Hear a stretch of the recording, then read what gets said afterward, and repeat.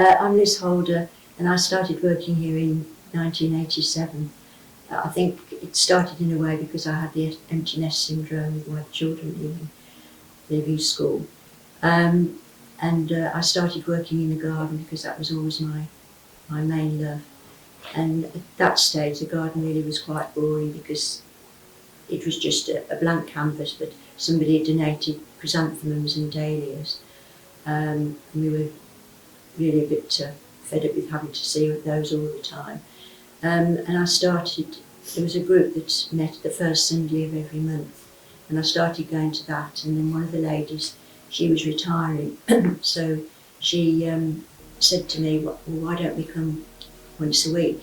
So we started coming every Tuesday, and from that we got 1 or 2 more volunteers, and we were able to do a lot more, get a lot more plants and that from, well, I have to say beg, steal or borrow with all the plants, but eventually we got quite a good selection. My name's Sue Pescott, and I started here in the early 80s. It was all the fault of Kay Basin, whose children and my children went to school together, and we used to attend yoga classes, and she started coming. She said, you'd enjoy it, Sue, so I came on Sunday afternoons, but brought the children as well. So they spend quite a lot of time running up and down the attics because they were a lot more agile than most people for running up and down those very difficult stairs. Mostly I did meet and greet, I think, on Sundays, really to encourage people just to come, where the children went off looking for ice houses and wandering around looking at the birds, because we had 2 bird hides then. So they spent quite a lot of time doing that. Which really left me free, which was quite nice. Then I had about 10 years when I didn't come on a regular basis. I came at bank holidays, sort of 3 or 4 times a year. Then I decided that I would like to come back a bit more often, so I started coming on Sunday afternoons again. And then eventually I met Liz, who I'd known also a long time ago when we were at play school together. And she said, oh, come and join us in the garden. Because I couldn't find a niche actually in the house. So that's what I've done ever since, which has been great because you're just surrounded by nature, so it's fantastic. Mm. My name is Betty Rogers, and I came just over 20 years ago. And firstly I was in the office, but then I graduated into the book room, which was in a bit of a mess, and I managed to get it, really nice and tidy, everything in alphabetical order and so on, and I really enjoyed doing that. Just being here by myself, dealing with the books, was most restful, and that is what I've done ever since. The hall was in the process of looking good. There was still a tarpaulin over the jetted building that used to flap in the wind, made terrific noise it did. But Colin Fine Thompson gradually got that going, and I remember when he had got a huge tree and they were huge, and they got them. He was a very clever man, and he knew how to put them up, and gradually the jetted building looks as it is today, and it's really lovely.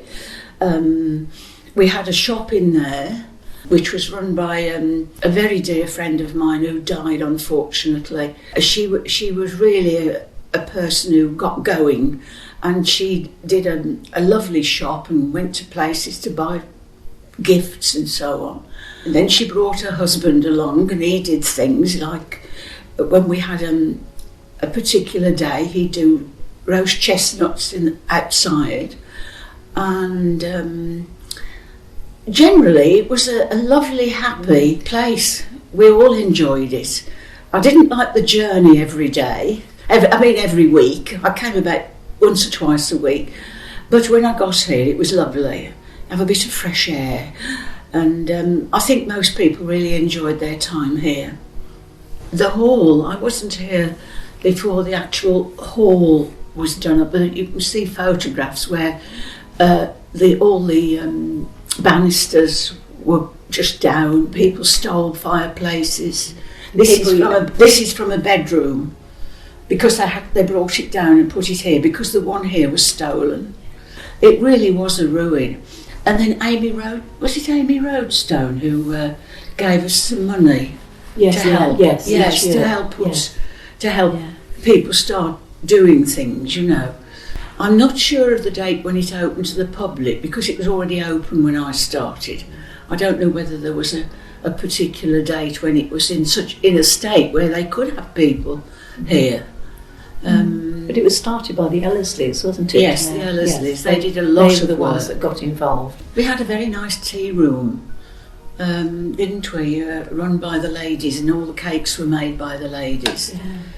But it didn't continue like that because I think insurance and all sorts of things came into it. Health and safety. Health and safety. They had to, have their kitchens inspected when they were making the cakes and that. And so they did all the mince pies, didn't they? For the carol evenings. Yes. Carols with candlelight. Then we had about 4 or 5 evenings like that, didn't we? We used to have a number of carol evenings, and everyone had a mince pie and coffee, tea.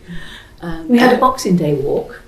Yes, we did. Yes, we did. Yes. And the wardens used to do soup and rolls when we came back. Yes, when we came back. Yes.